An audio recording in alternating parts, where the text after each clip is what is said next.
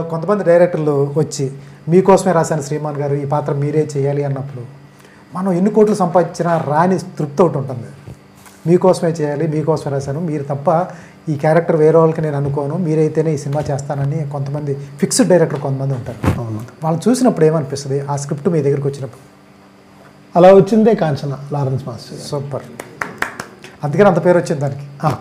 అది అది వచ్చేసి ఏంటంటే ఒక ఫ్యామిలీగానే వర్క్ చేస్తాం. నేను కాంచన లోపలికి వెళ్ళేటప్పుడు ఐఎమ్ నాట్ అన్ ఆర్టిస్ట్.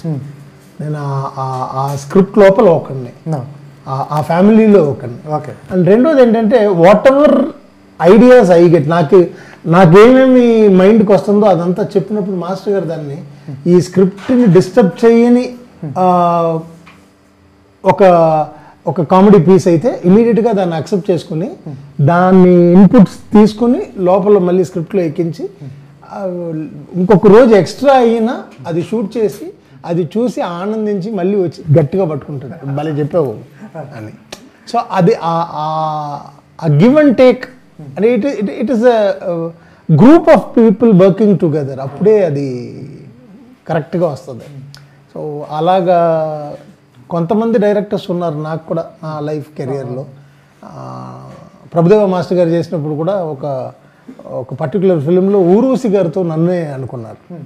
నేను అడిగాను, అంటే మాస్టర్ గారు ఆవిడే పెద్ద ఇది కదా, లేదు దానికి గివ్ అండ్ టేక్ అనేది ఉంటేనే ఒకటి పండుద్ది, ఒకే మనిషి మాత్రం చేస్తే అది ఎలివేట్ కాదు, మీరుంటేనే అది కరెక్ట్ అనేసి ప్రభు మాస్టర్ గారు పర్టికులర్గా పిలిపించుకొని పెట్టుకున్నారు. దానికి ప్రొడ్యూసర్ వచ్చేసి విశాల్.